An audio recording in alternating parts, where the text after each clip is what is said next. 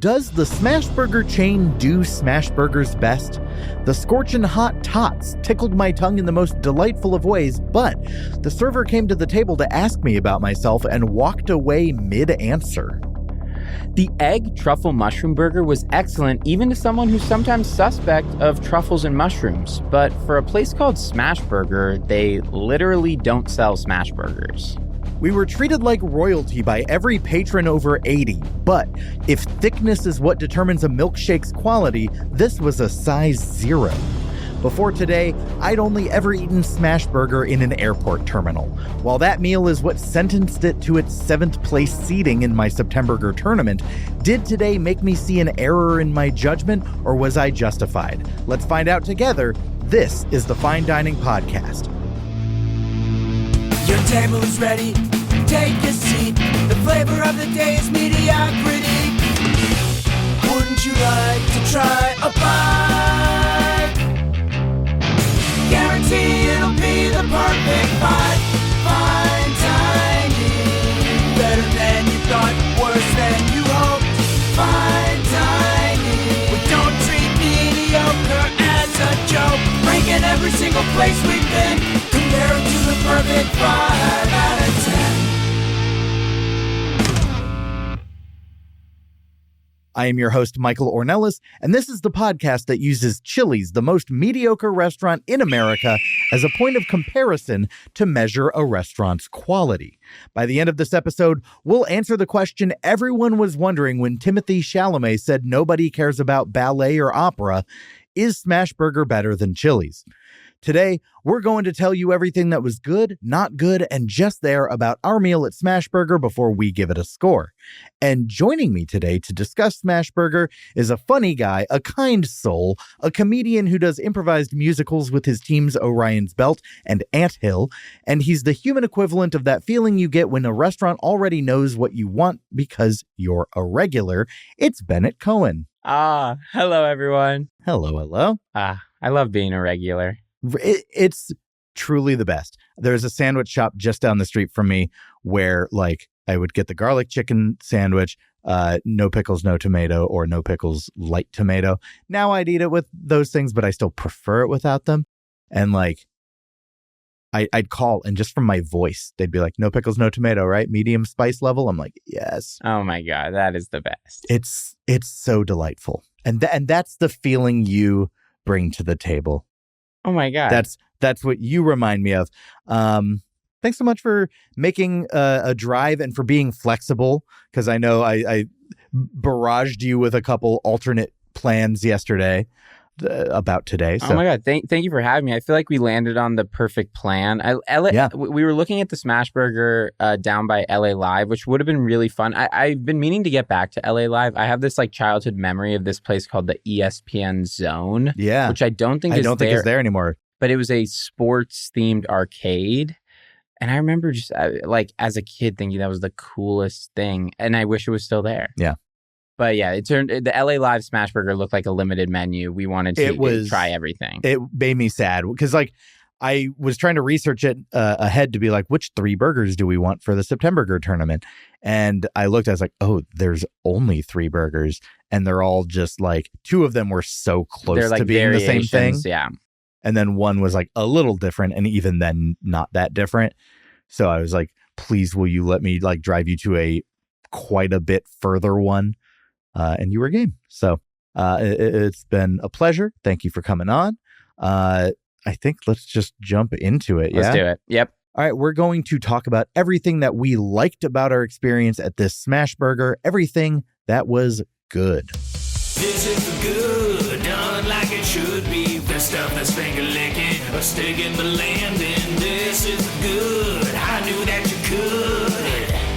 This is the good. The first moment at the table went really well because I take my first bite of the classic burger, a little bit of sauce, goes onto the ramp, and there's the ramp of your hand, where your thumb meets your index finger. Exactly. The webbing, the half pipe, the part of your body that is the most frog. Yeah. Well, because when you're holding a burger, it's like this is the shelf where sauce can get. Yeah. And do I have to? This is a important catch point. Do I have to go back to the fountain to find the napkins? Nope. Napkins on the table. That was good. You know what? That was a strong good for me. That is a point that I don't think I've ever addressed in. I don't know how many episodes of the show I've done, but like it's approaching 150. I was looking at the sign and just loving it. Like, unfortunately, I have to agree that White Castle is low. I agree Lucille's and Bubba Gump are better than Chili's. So I love looking at that. Yeah. Very cool what you've done. Thank you so much. But in this entire journey, I don't know if we've ever had a philosophical discussion about the convenience of napkins on the table. Napkins stored at the table. It's absolutely the way to go. Yeah. Especially if it's a place where like, and very few are, but like a place that has like a little container of wet naps. Ugh. Oh, wow. You never get it. Yeah. I mean, I think it's happened maybe twice in my life, and I don't think they were even chain restaurants. That's like first class. That's holy grail. Yeah. That's the good stuff. But it's right like, there. it shows that they trust you, you know? Yeah. They're like, you're not going to be too wasteful. Yeah. Oh my God. Because don't even get me started about like having to ask. Like if not on the table, it's got to be by the fountain. If we got to ask at the front, it's like, do you think I can't be trusted with a napkin? Do I look like some kind of jerk to you? Yeah. So that was one of my first goods was just that there. And you mentioned biting into the classic double burger. I know that we'll get more into this in the Septemburger kickoff episode, but why don't we talk about that burger? We got the classic double Smashburger, which has lettuce, pickle, tomato, red onion, smash sauce, and ketchup. This was the basic burger. This was their first offering on the menu. It's similar to a burger they have called the All-American, which was one of the other, it was this and the All-American and then a bacon burger, not even the one we got, that were the ones they had at LA Live. Got it. And the All-American was, I think it just had something called All-American sauce and was otherwise basically this burger. That was the first thing we tried, and so it was the first time I've thought as hard about how much I'm enjoying a burger. Yeah. In my life. And I think where that got me was to a place where that this was a good burger, but that I don't think it stood out as insanely bad or insanely good. I thought it was good. I felt that it had the benefit of being the warmest because we ate it first. Mm-hmm. I did ask, and like I'm not going to put this in like a negative category because I also understand that it's crazy to ask for a fast casual or fast food place to do this, but I was like, is there any chance you could stagger the burgers for us? Because I wanted them to all be warm when we got to them, and just by nature of like I'm taking little video clips and pictures of each of our burgers, making sure I'm documenting them for Septemburger, then biting it and then scoring it and writing thoughts about it before moving on to the next one. And then you move on to the next one and it's a few minutes later, it's cooled off. And then you do that for a third one and it's cooled off even more. So I try to like counteract that by like being, by not holding that part against them.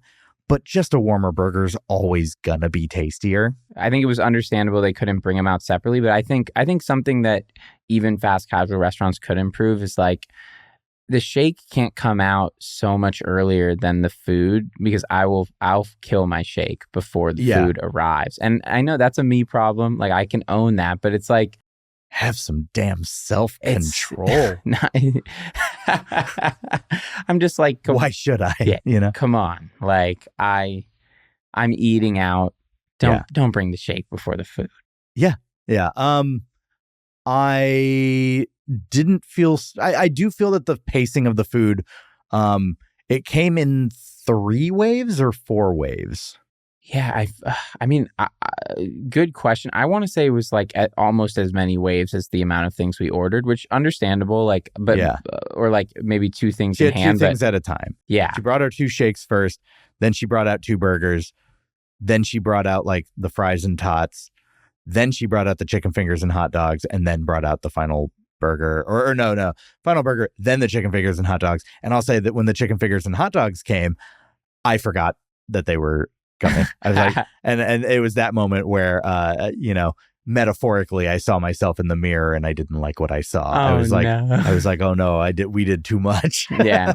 That's where like, you're like, oh yeah, I did order all that. It's like, you're like, do I even recognize myself from 15 seconds ago? But anyways, yeah, classic double. I liked it. I'm not going to give the exact score because that'll be in Septemburger, but I think you felt similarly, right? Yeah. That definitely deserves to be in the good category. Also in the good category, I think the Rosemary fries. Yeah, so they were called the Smash Fries. Okay, yes. And they were a rosemary and garlic oil combo with like some like seasoning, but it was a lot in the oil. I'm never going to be mad about rosemary or garlic. Yeah. I love both of those two ingredients. One of the best restaurant breads of all time, Macaroni Grill, was a rosemary-based bread. And then, I mean, garlic. I'm a garlic slut. I love garlic so much. This really worked for me. It really worked for me too. And I think I am more tepid on garlic. Like I enjoy it, but it's like if you're making your fries garlic fries by just like assaulting your fries with garlic, like I'm like, okay, well this is overkill. And I think something about it being that blend, I mean, it's honestly a theme of the restaurant for me, but it's like everything was balanced and just well measured. I have to agree. Genuinely, most of my items were in the good category. The food items. Food. Yes. Yeah. I think I have to agree. I don't have much in the not good or just there, and we'll get to them later. I definitely do have some things, but I really don't have much. Most of the food isn't good for me. Yeah, I think a lot of the food lives in good for me, and then it's interesting even just peeking at your sign because it's just, I guess then the question we're asking ourselves is how good, right? Like we were in agreement it's good, and then but it's just like, how high does it fly? How high does it fly? Yeah. And with those smash fries, I went 7 out of 10 because they did cool off quickly. And I think more quickly than average.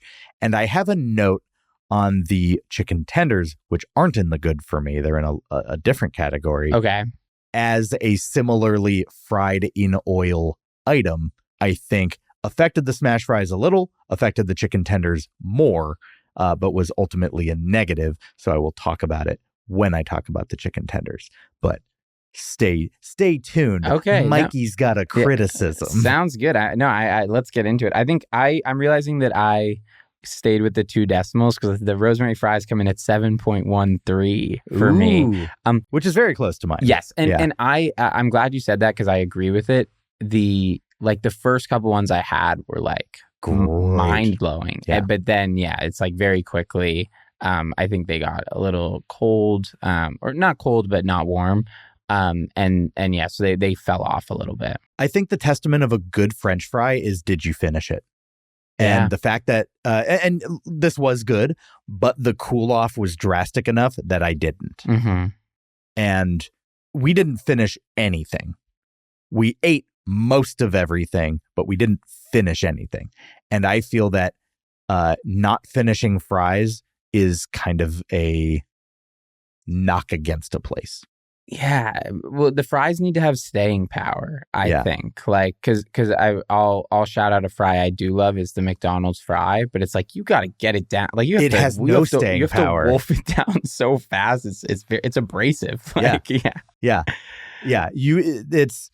It's going limp as you like even if you're doing like an eating challenge of how fast can I do this, the end will still be limp. Yeah, and like the first ones are so good, and by the end, like because it takes a little while for your brain to catch up. It feels like you're actually just shoveling mashed potatoes into your mouth. What am I eating? Like, what did I like about this at first? It's very existential by the end. Yeah.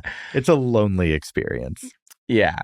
The other side we got the Scorchin hot tots. I liked more than the fries. I don't know if you felt that way, but I thought that these were a great side. They had like a heat oil to them. I also noticed like the calorie count difference between just the smash tots, like the ones with rosemary and garlic, and the Scorchin tots was like 300 calories different for the same amount of tots. And I don't know what about spice would give it more calories, because spice I usually don't think of as a caloric thing. Yeah, and that didn't have to do with volume, you don't think? I don't think it did. I mean, maybe it did. maybe they have to like toss a certain amount to justify using the Scorchin thing. But this wasn't a huge quantity of Tots. Yeah. I am interesting. I think the Tots had more staying power. Like if I was ordering for the table, I would get the Tots. I think the fries were more unique to me. So there's a part of me that wants to defend them, but these are two good sides. I liked them both. And I like there's only a point of difference between them for me. I went 8 out of 10 on the Scorchin Hot Tots. The heat for it really built and stuck with me. This was by no means like too hot for me. No, I was going to say scorch. I didn't find them scorching. They were not scorching. Yeah. But it was definitely hotter than I expected. Okay. Because I expect heat in a chain restaurant to be on the lamer side. Yes, that's a good point. And this wasn't nothing. Yeah. You know? And because it seemed like the heat was achieved with an oil, because I saw them tossing it in like a bowl. Oil is something that really coats the inside of your mouth. Yeah. And so I think that is what caused it to build, because unless you're like washing it down with a beverage, that oil is still there. Mm-hmm. So you were at an 8 of 10? Yeah, I thought they were delicious. Yeah, awesome. I think I have them 7 of 10, so the Rosemary fries beat them by 0.13. 0.13. But these are both great. Yeah. I have the egg truffle burger in good. Let's talk about in it. the good category. I did too. Yeah. Let me give a reading of what's in them. Sautéed cremini mushrooms, fried egg, baby arugula, and truffle mayo. To me, the egg is the headline because I think there was also a truffle mushroom burger sans egg. And we went with the egg. I'm so glad we did. Yeah. The egg was that over medium? Is that what you call that? It seemed like it might have been over hard. Okay, like because I'm trying to place it. There was no goop. Yeah. So there was no Gwyneth Paltrow in sight. I think it was over hard, but like, but not a offensive over hard. No, it wasn't. It still had an eggy flavor. Yeah, but it didn't give like the works in the way that you want an egg to be like. You want it to create a pool because then it kind of permeates the bun, and it permeates other elements of the burger. And this was just kind of like, I'm just gonna hang out here in my own. Yeah, room. kind of an antisocial. There's an egg. antisocial egg. Yeah, because I guess to say it out loud, when you see fried egg on a burger, you assume over easy. I was kind of surprised when we ordered it to not be asked our preference. Like, you know what I mean? Yeah. I wonder if it's because of the amount of like variety we ordered that they were like, whatever the stock. We don't want to. We don't want to complicate this more. Yeah. Even though if I remember correctly, that was her recommendation, right? She did. Yeah. We asked about the egg. She was like, oh yeah, the egg truffle mushroom burger is by far my preference. And I agree. I found that one very good. I liked it. Yeah. My only main note was that I think it could have done more with the truffle mayo because it was a little dry to me. Mm-hmm. Yeah. But speaking of that server, she's very attentive. And I really liked the experience of ordering with her.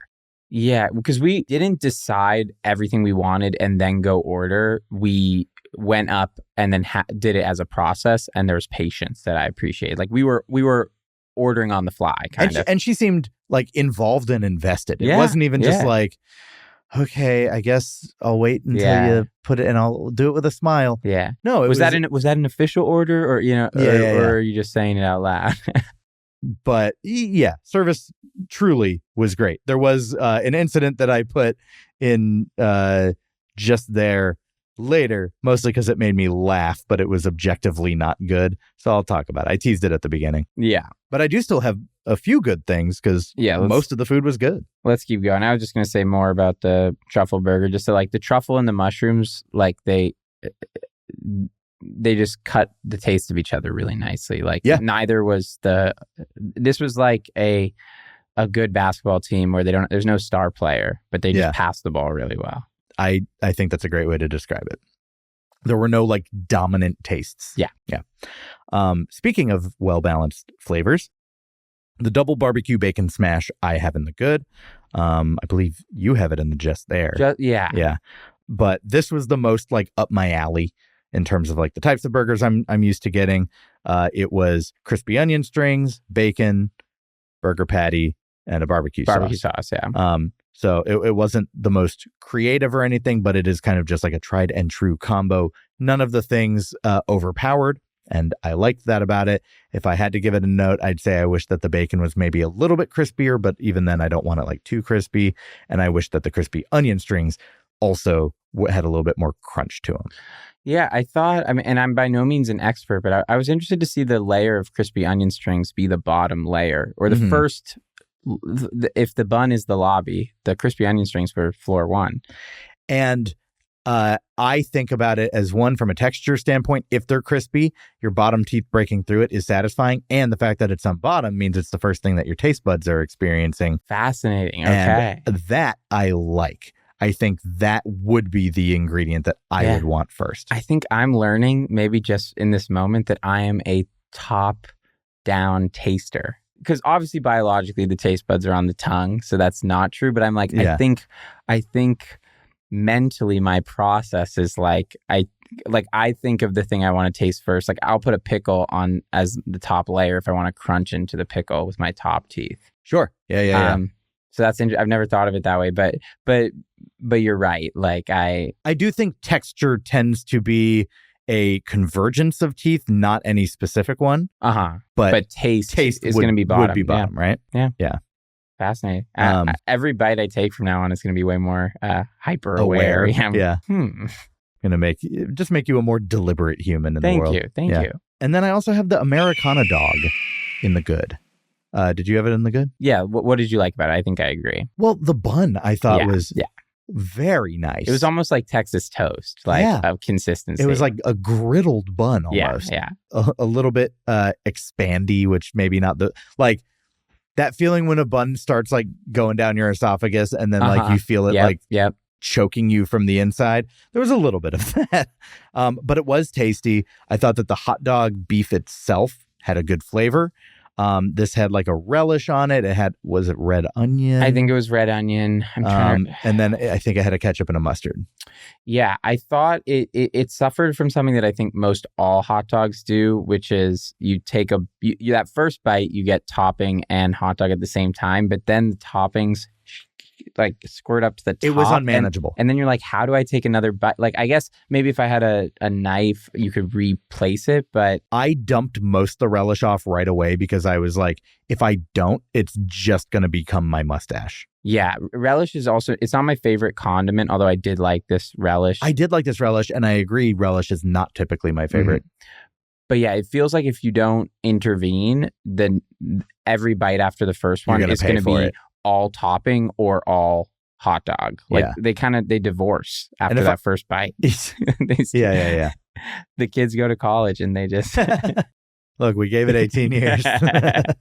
I went 7.5 out of 10 on the Americana Dog. So okay, yeah, I feel like but I'm a sucker for a dog. I do love a hot dog. I think I'm probably somewhere in the like 6.8.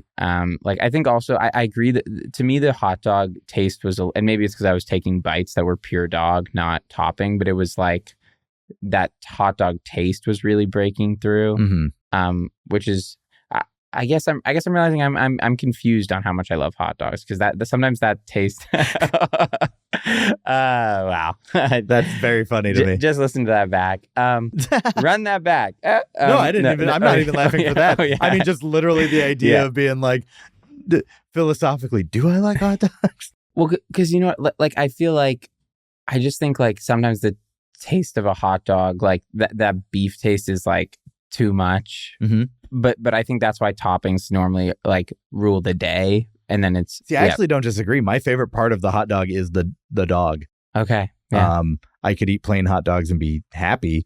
I typically don't. I put mustard on it, or I put ketchup on it, or Yeah, I think my go-to dog is mustard and sauerkraut. Not a big sauerkraut guy. Not a big like fermented. Guy. More so than I used to be, but I'm still warming up to it. Totally. Yeah. Inside the restaurant. Very clean, very spacious, tall, open ceilings, which I love. I mean, we're just in Manhattan Beach, like this whole shopping center. We didn't explore the whole place, but I assume a lot of it was in the good. Yeah. Big, like sunny illustrated beach mural on the wall that we were facing, like very pleasant, natural wood for like the benches and stuff. And it's not high end, but it's delightful. It's pleasant to your psyche. Yeah. I'm remembering also that they we didn't order it, but they have beer. Okay. So I'm just remembering, like I feel like that's a good thing. It's like, It just shows that they went to the trouble of, or I guess, is beer and wine much easier to serve than it's not like, there's not a full bar at this Smashburger. No. Imagine get Smashburger. Yeah, that is a different idea. Yeah. Okay. That is all of the good elements for me. Is there anything else you want to talk about with good? Oh, for me, the shake isn't good. Okay. I think we're going to disagree on that one, but that's okay. For me, it's not okay. Yeah. Yeah, this is gonna. I'm angry. Like the feed, like it goes to static. Yeah, it puts like a "we'll be right back" due to technical difficulties. Exactly. Because I mean, I think the shake was tasty to me. I got the chocolate, you got the cookies and cream. Mm-hmm. And to me, yeah, you teased the thickness. It was not the thickest shake. I'm 2 for 2 just with my word choice. But these are just the actual terms people use to describe these things. I know, but I'm just hearing it back. Because it would be in the bad for me when the straw cannot handle the shake. Yeah, when the straw fails at its job really of big a straw. Straws. Okay, yeah. When you're doing a milkshake and you get that really thick straw, yeah, it's so satisfying when you get like a full Reese's chunk or like an Oreo chunk, and it can make that journey.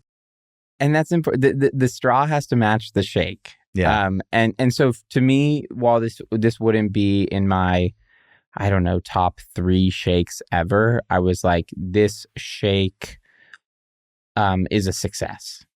Okay. Because the straw works, the flavor's good, not overly chocolatey. Yeah, I just think it for me it makes it into good. Okay. If I had to put a number on it, I think I'd be right around 7.1. Okay. Yeah. Great.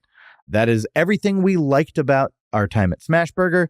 Now let's flip it on its head and talk about the negative, everything that was not good. This is not so good. I'm not quite sure about it. Could have done without it. The stuff that brings down the mood. This is just not very good. Okay. So, admittedly, I took up a selfish amount of space.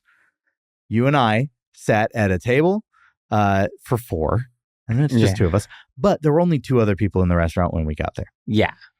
There's plenty of space. There's enough space for everyone there was a lot of space who was in the restaurant. And I brought with, because it's a Septemburger episode, the Septemburger Championship belt. Yes. And I, for just display, I do this when I play board games too, where I'll display the box at the end of the table while playing the game, because it just looks like it's titling the hangout, you know? And it's just like items that you don't want to place on the floor or even on the bench. It's like it is a table worthy item. And so I put the Septemburger Championship belt on the table next to us, which was I didn't even have to lean. It was close enough that it was right there. We're on the wall of booths. So to be fair, we do have we're occupying, I guess, 2 4-tops or a 4-top and a 2-top next to each other on the booth wall. And mind you, there is plenty of room in here. The restaurant is very dead, empty. The 2 people that were eating there had left at this point. Yep. And this older gentleman, they get the award for earliest burger of the day. We got there and there was 2 people already chowing down on the burger. I'm like, the early bird gets the worm. They won. This older gentleman sits at the table next to us the belt. With my belt, doesn't and I'm just there's a dozen tables inside. There's a couple tables outside. It's a nice day. Doesn't ask to move the belt. Nothing. Sits with the belt. Sits down with the belt. I just kind of yanked the belt and just set it on my jacket, which is next to me. Yeah. And this guy is just pounding Werther's chewy caramels. Butterscotch. Oh, yeah. Or caramel or butterscotch. And talking to himself in an undiscernible language. Yeah. I think it was gibberish. I think it was because I've heard other, even if I don't know other languages, I can be like, oh, well, that, I know German when I hear it. I know. Yeah, I'm trying to remember. I didn't make out any words, but I wondered if it wasn't just English, but under the breath quietly and It definitely was not English. Got it. I was very You were locked in. I was locked in. I felt a danger. Yeah. Like in like a is it Buffalo Bill, the guy from Silence of the Lambs that's not Hannibal Lecter? Oh. In like I was just like mildly uncomfortable where like my brain went into backstory mode and I'm like, this guy has prisoners. That's funny. We can't hold that against Smashburger, but I was like, well, you can't. I don't know. It's the clientele they attract. Oh, interesting. You know? So I mean, did he not order food? And then he kind of disappeared. He didn't order. He just pounded a full bag of Werther's candies, chewy caramels. And I think he may have had a cup, like a paper cup, but it wasn't even Smashburger branded. So yeah, I don't know. And yeah, I think I felt similarly that I wasn't enjoying being his neighbor. But luckily, I feel like he was really there for like 8 minutes. Yeah. And older gentleman made me uncomfortable, but I guess we're popular enough that he wanted to sit by us. Yeah. And it started a trend. Yes. Because another older couple sat down at that table. And as we were leaving, are you food reviewers? Which was very sweet. She was a very sweet lady. She was really nice. And her husband was just on his phone. But also, my jacket was next to me with the belt on it at that point after that guy left. And the husband is like scooting into the same table and like dragging my jacket on the bench. And I have to like reach over and pull it. And I'm like, there's so many available things. Stop touching my stuff. Stop touching my stuff. And I noticed in the middle of the meal, the wife pantomiming, writing in a notebook to her husband and pointing at us like they're taking notes. Oh, I did not catch that. Oh my goodness. Because she had a notebook, but like wasn't writing in it, but was like. Yeah, and then the last one was there's an older couple sitting, and the quietest woman I've ever not heard. So we're here. If for anyone watching, we're here. The couple pantomiming is here, and then there's the table here, and I guess we were misrecognized, or a woman asked if we were graduates of Loyola. The Mount is what she said. Loyola Marymount University, which we were nearby, if I recall. She said, because I feel like I recognized you. But she was kind of talking like this. And then she was pointing back to the table. And I don't know what she was indicating. Yeah, I was a little closer to her. I think her husband works, or probably is retired, but worked at LMU. What we don't know is the people who she's actually referring to, and maybe they look just like us, and it's very fair. Would be crazy if we're like dead ringers. Yeah. It's just like spot on, A to A. It's like, we are the asshole. It's like, no, we look like those people. Yeah, and they dress the same way. Yeah. They hang out together. But it just felt like this like parade of like elderly attention. Yeah, I'm trying to avoid the label of like antisocial Gen Z or like can't talk to strangers. Yeah. But it's like so you take it as a challenge, like I'm gonna have this conversation. This is gonna be fun. Like the thought that this is painful will not cross my mind, but it did. So I unfortunately proved that stereotype right. I was like, to me, the hard part about it was she was so quiet. Yeah. The one at the end with like are you food reviewers? That one I'm a little bit more used to because I do walk around with a notebook to restaurants. So I do get asked that occasionally. Yeah. And I just be like, yeah, Fine Dining Podcast, check it out. And both of them were very sweet. Yeah, very nice. The Werther's guy is the one that why I'm putting this in not good. Yeah. And I think in general, like what would make me being not interrupted, but like approach during a meal in the good category would be like, oh, my long lost friend, or you're my favorite musical improviser. Yeah, I saw you at UCB like a month ago. Yeah, you were great. Unfortunately, can you sign my breasts or something? Yeah. And you're like, yes, sir. But actually, please stop asking me to sign your breasts in public. That's just sort of a PSA to everyone. Keeps happening. Yeah. It's been a long year of signing body parts now. Yeah. But yeah, like I think the being misrecognized, even though they meant nothing by it, it was just awkward, and that's okay. Yeah. My favorite thing about it was kind of there was an element of like, she was like, are you sure? Yes. As though we're incorrect. Yeah. Do you go to LMU? No. Really? How confident would you say you are that you didn't go to LMU? I guess I haven't thought about it like that. Maybe I went there. I'd put it between 99 and 100% certainty. Yeah. Can you reconsider? Yeah. I would like it more if you went. Yeah. Yeah. No, yeah, you're right. There was a feeling that the right answer was yes. Yeah. And that we were disappointing her by not giving that answer. Or that she was like, why would they lie? What are they hiding? Yeah. And then the other thing I have in not good is these are not Smashburgers. Yes. Smashburgers are thin, have crispy edges, and like that is like the concept of this restaurant. So I don't know if this location failed at the execution or if somewhere along the way they've kind of thickened their burgers, but like just sort of tried to appease the average burger goer. Go thinner. Yeah. Smash the More burger. patties. Yeah. There was no evidence that any burgers were smashed in the making of this film. None. Yeah. And it was a disappointment because it's like, one, it's a promise made by the name of the place. Two, this location is at least a little bit older because their sign is an older logo, and the sign has a smash press in the logo pressing down some letters, the MAS in the middle of smash. There's a press. Yeah, I mean they're no strangers to being sued. Like, and I think we ultimately have grounds that we ordered 3 burgers and none were smash burgers. Yeah, that or they were smashed, but like the beef was resisting the weight. They were like, the beef were trying to the beef won. The beef won. Maybe they just need stronger, bigger people. Yeah, bigger people. Big, strong people. Oh, just yeah. Get hunks. Yeah.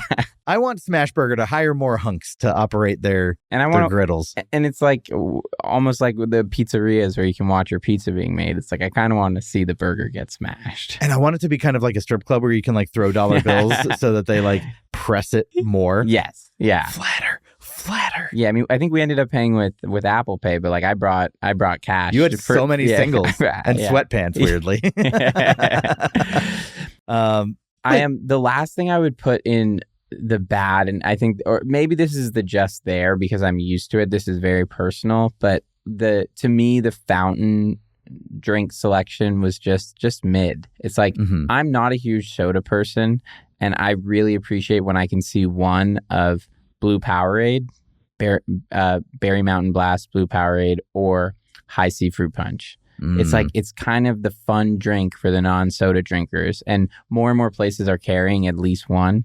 And I think if I recall correctly, we had Coke Zero, Coke Diet Coke, Dr. Pepper. See, Dr. Pepper to me is like, that's what I need them to have. Okay, got it. Yeah. But it's like, to me, that's already 4 kind of spent on the same genre. Yeah. And then I think Vitamin Water, Minute Maid lemonade. They also had fresh lemonade. So Vitamin Water gives you that Powerade-ish. Yes. Yeah. Thing. So that one's just personal. Like on a macro scale, they did check the box with the blueberry, acai, pomegranate, Vitamin Water. But yeah, so that's a personal one. Blue Powerade is probably my favorite drink of all time. And High C Fruit Punch is what I get if they don't have Blue Powerade. So that's, sorry, Smashburger, you picked the wrong guy. Okay, well, that's everything for not good. Let's talk about the rest of the things that were just there. This is a weird one. I'm not quite sure what to say about it. Yeah, this is for the stuff that is just there. So I had my shake in just there, the Oreo cookies and cream shake. Okay, and I had the barbecue bacon, so we just flip-flopped the two things. Fair. I just thought it was thin and flimsy. Like, the taste was there. Yeah. I didn't have any problem with the taste. But there's something where I get mildly grossed out by a shake that's too thin. Yeah, it's like, what am I drinking? Yeah, it feels like... thicker than milk. Has this gone bad? Yes, yeah. Like, it seeps into my brain. And it probably hasn't gone bad, but the fact that my brain thinks it was enough to where the texture makes me want to put this on the cusp. So I went 6 out of 10, could be in the good, but to send a message to them, I put it in just there. I hope you received the message, Smashburger, and thicken up. Yeah. Let's bring it. Let's thin those patties and thicken those shakes. Yeah. Yeah, they're doing it all backwards. I'm remembering now, I think something I'd put in the just there is the size of the burgers. Like, I think we lucked out by tasting 3 different ones. But if I was going by myself... And got just one? Just one, I don't know if it would be enough food. Which I think is something I'm feeling in chain restaurants across the board is like, okay, I'm paying for a full meal, but getting what feels like 80% of one. Interesting. And I'm like, and so it's a shitty situation because what you can't justify price or amount of food to double up. I guess at a burger place you can get an extra patty. Yeah. So but and also there would be times where I'd really appreciate a compact burger. So maybe this one depends on the day, which is why it's just there and not a positive or a negative. But compact burgers. So if you're on a day where that's something you want, it's good. But if you're starving, I don't know. You're streets ahead of me in the sense that, like, you're looking at the full chessboard, thinking about future moves. Yeah. Okay. Yeah. I only am like, well, here's what I'm doing right now. Totally. In the sense of, I knew that we were ordering 3 burgers and each having half of each. So we got 1.5 burgers. My brain didn't even entertain the idea of evaluating, would this be enough if I just got one? I didn't come in thinking I would think about it, but that's what I thought of as we dined. You're more complexly wired than I am. I am but a simple-minded boy. I feel like if that's true, I feel like my expertise really only pertains to burgers. Can I have some of these complex thoughts about like life stuff? No. You don't get those. You don't get to pick. No. This is what your gift is. This is like, you'd be like the shittiest X-Man. Yeah. You go to X-Men Academy. They're like, what's your power? Be like, I know how much is too much burger or not enough. It's like, I'm really good at helping the group order. Which is a gift. Yes. Makes you a mutant. Yeah. The chicken tenders. Chicken tenders. So what I wanted to say, and this applied to the smash fries for me earlier, the thing I was going to say, I now understand what people mean when they say it tastes like old fryer oil. Okay. Something about what these were fried in. The breading tasted fresh, and yet the oil tasted off. These weren't bad, but they didn't taste fresh. I think this might be your X-Man power to taste the oil versus the breading, or just I'm only saying it because I saw Yelp reviews about other people saying they need to change their fryer oil. And when reading it, I went, what? What does that even mean? And I felt like this was like, I think that's what I'm tasting. Wow. Now I want to go back and taste. I think I might know what you're talking about. I think in my life, I've always just filed that away as the taste of fried food. But yeah, I think my experience with the chicken tenders was just that they were just there. Yeah. Like, I mean, I went literally 5 out of 10. I went right in the middle on these. Yeah, they were good. They were kind of light. Like, they weren't like totally fried. Like they wouldn't weigh you down. Yeah. Which I like. Although maybe it was slightly in the other direction of, but yeah, just and good. We got the smash sauce, which is a great sauce. It was a good sauce. Yeah. But I agree with your assessment. Yeah.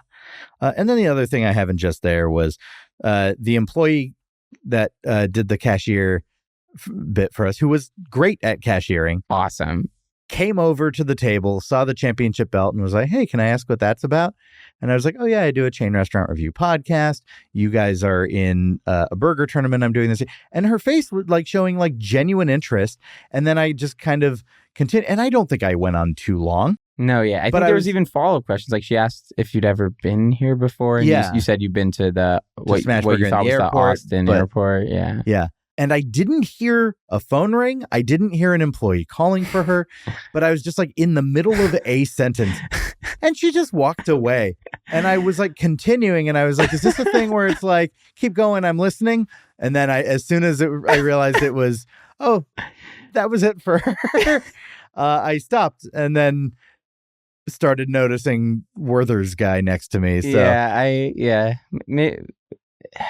Maybe she just didn't want to get in trouble for gabbing on the job, but it was bizarre. It was so weird. Just asked the question, but wasn't prepared to stick around for I've the heard answer. as much as I need to. Yeah. Another burger tournament. Got it. If I had a nickel. Yeah. Well, we need to put all of this into a score. But Bennett, this is your first time on the Fine Dining Podcast. You haven't experienced the breadth of restaurants that I have. My 0 and 10 are defined. Yours are not. So we need to stop at the calibration station. Calibration station. Comparing this meal to the best of the worst. Calibration station. Chugga, choo-choo. All right. Your worst restaurant experience, your best restaurant experience. You can start with whichever one you like. My best restaurant experience or my favorite restaurant, I think, is really easy. At 10, I've got Sugarfish, the sushi restaurant. Place, right? Yeah. It is there's also Kazunori and also Nozawa Bar. I think it's Chef Nozawa operates these 3 restaurants. And it's like... You can order whatever you want, but you mostly order their menu. Yeah. And then it comes out in several courses. To me, I was kind of a sushi hater for a while. I don't know if I had tried it and hated it, but I just was suspect of it. Same. Yeah. I took a trip to Japan in 2018, 2019 over like New Year and told myself that I couldn't say no to any food except for octopus. Okay. And that's where I like had like an omakase style sushi, like chef's selection for the first time. And I was like, oh, I liked pretty much all of this. And then since I've come back from that trip, I've loved sushi. Yeah. So I think, but I get the apprehension. Definitely. But Sugarfish converted me. Like, it's like simple, but it's so good. Like, everyone has to try it. Like, my warning is if you try it, you might start hating other sushi. If you don't want other sushi ruined for you, don't have it. And I'm sure there's people listening like, fuck this guy, like I'll show you good sushi, like you're such a normie for but this is where I'm at today. And the menu is sleek. The interiors of these places are gorgeous. They're smaller. Like, really, it'd be hard to go with a big party. I'm sure it's done, but it's like you go as like 1 to 4 people, and those are basically the biggest tables in the place. Low light, and then you order the same thing every time. They bring it out in courses, and it's just so fresh and so good. And Sugarfish is such a good name for it also because it kind of there's the tuna sashimi that's in this ponzu sauce that tastes like candy, but it's fish. Sure. Like, so it is Sugarfish. And then also it's really their ponzu sauce. Like if I could have any, if I could be buried and drowned in one sauce, yes, it would be their, because then their albacore nigiri has the ponzu on it and chives, and it melts in your mouth. It's crazy. Yeah. And they have the best rice. They have the best soy sauce, wasabi. Like it's just every part of the experience and every part of like the sushi itself is deliberately chosen. I think so. I mean, as someone who is ultimately still young in my sushi journey, right? Like I'm sure I need to try. I've never been to Japan, but I need to try that. I'm just picturing the listener who's like, this guy doesn't know jack shit. Yeah. And then you're 0. Zero is hard for, I'm trying to, I think what I'm going to put at 0, because I almost said it as my hot take, is like food trucks. Interesting. Just like in general food trucks. Yeah. And I guess disclaimer, there are some food trucks that punch above their weight class, but I think food trucks is somewhere where you're kind of paying the same you would pay at a restaurant for less food and like limited menu. And I think something that I was like reflecting on my food truck experiences, it's like whoever opened the business knows they're opening a food truck, but then you're like trying to order and they look at you like, what do you want me to do, man? It's just me and my truck. And I'm like, yeah, I know, but what? Like they look. You chose this life. Yeah, they look at you like, please take it easy on me. Like I'm limited back here with my truck. And I'm like, no, but I'm just trying to order something on the menu. I think ordering from a food truck can be like there's been times where I feel like I'm inconveniencing them. And I'm like, sure. I'm just trying to be a patron of your business. And I think portions, I mean, obviously like a food truck can hit when you're like, it's like, oh yeah, we're at Coachella. It's like, I know I'm paying $20 for this much food, but it's like specialty something. In the Valley, there's a lobster roll food truck, which is not a zero, I promise. But I think the concept of food truck is what I'm going to put there. Okay, well, somewhere between sushi so good it makes you hate other sushi and a delivery method of food that makes you feel like you're hassling them. Yeah. Lies today's experience at Smashburger. We're going to put it to the Chili's test. It's time to set the scale. Will it pass or will it fail? Is it the worst? Is it the best? Let's put it to the Chili's test. So, yeah, I think this restaurant lives somewhere for me where almost everything is good. It would be a disservice to call this place average, but ultimately in its execution of good, I don't think it's transcending to great. It's fast. It's definitely on the higher end of fast casual. Like I'm someone who loves to sit down at a more like so. Chili's as a 5. I think I would have Chili's higher, but I'm so sorry. Oh, wait, that's blasphemy on this podcast. No. Insanity. It is the most mediocre restaurant, and you're right. You're like, I think I'm having rose-colored glasses when I look back on my Chili's experiences. Everyone does. Yeah. So if I were to teleport, I'm the only one who has the balls to call Chili's the spade that it is. Yeah. If I could teleport back to that moment and realize that it's not all it's cracked up to be. I think that Smashburger for me earned a 6.21. Okay. I'm a little bit lower than you. Okay. Not by much. I would call this the very high end of average in that at the end of the day, it's still a fast casual place. And I think one of the biggest tells is the clientele. And when I go, I see what you did there. I noticed it as it was coming. I was like, ooh, this is going to feel sweet. Nice. I didn't know if it was on purpose or not. That was awesome. But like truly felt it like depressed the experience more than I expected it to for me when you have an otherwise nice room, but that's not going to be inconsistent, or that's not going to be consistent across all Smashburgers. That seems more of this is the building code for Manhattan Beach. Yeah. And we were there for an early lunch as well. We were there for an early lunch. And the food itself was good. Nothing wowed me. The best thing to me were those tater tots. And even then, they were just very good. I'd say they were great, but like, wow, nothing.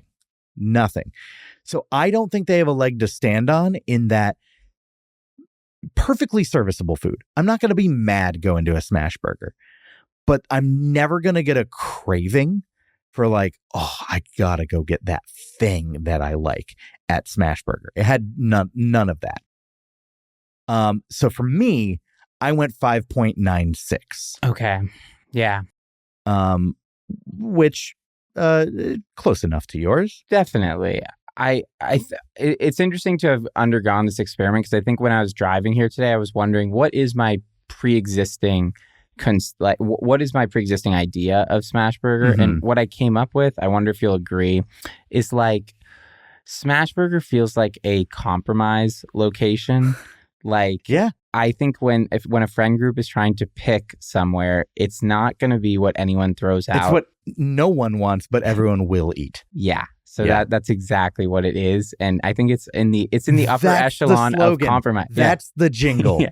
Let's find that jingle. Yeah. So it's what nobody wants, but everyone will eat. Yeah. Smashburger. Let's harmonize on Smashburger. Smashburger. Yeah. Great, we did it. Well, when you put your score together with my score, Smashburger Smashburger goes up on the tchotchke of mediocrity, tying with Whataburger at a 6.09. Wow. Beating out Benihana. Yeah, that Benihana experience was a nightmare. We waited 2 hours right. from the time we walked in the door, despite having a reservation, until we actually had food in front of us. Oh, my God. So that was Benihana not living up to a promise. Yeah. I feel like I could do a whole podcast just commenting on these because it's so interesting. Great. Take it from here. No. Okay. No. Well, this means that Smashburger is officially and authoritatively better than Chili's. Better than the Chili's, objectively good. All right, Bennett. Well, I need to go somewhere next week, so I'm going to reach into the You Must Bowl here and pull out... Where am I going to go? Next week on the Fine Dining Podcast, I will be going to... Raising Cane's. Wow, get some chicken. I love Raising Cane's. Yeah. Thanks so much for coming on the podcast. Thanks for doing this with me. Thank you for having me. It was a delight. Fun. Do you want to tell people where they can find you on socials or find you performing or anything like that? Yeah, I'm on Instagram at Bennett R. Cohen, and Bennett is 2 N's and 2 T's. And I'm performing musical improv and some regular improv all around in LA, but follow me on Instagram and you could maybe come to a show. Thanks so much. Amazing. And you can follow this show on Instagram and TikTok at Fine Dining Podcast. You can join my Discord if you want to chat with me and tell me how I'm so wrong about some of my opinions. I welcome the challenge of an argument because I love arguing over unimportant things. Over the Scorchin Tots. Yeah, over the Scorchin Tots. And then if you want to support the show, I do have a Patreon, and every dollar that you pledge there supports the show directly. So I appreciate anything and everything that you're willing to pledge there. But in exchange for it, you do get discounts on my merch store. You do get an exclusive episode every single month. At this point, I'm up to like 41 Patreon exclusive episodes. So there's a whole bunch of restaurants I've covered on Patreon that awesome. I have not done on the main feed. And the full extended Yelp from Strangers segments and an interview with my guest where I talk about their preferred restaurant rotation. Anyways, that is another one in the books. Thank you all so much for watching. I will see you next week. Have a fine day. Well, there's another one in the books. We judge the service up to the cooks, and while we may have gotten a couple of dirty looks, no, the journey can never stop. Now from the bottom down to the top, we got a new MO and everything's on lock. And that's 'cause Chili's to the letter to the T is the perfect cornerstone of mediocrity. So now we got a brand new kind of test.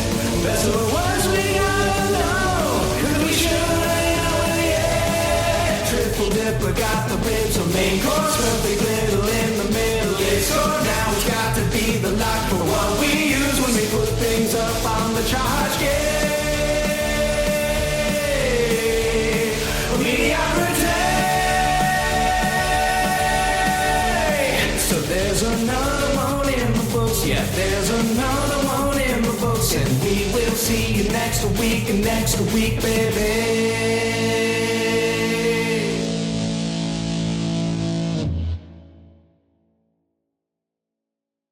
Have a fine day.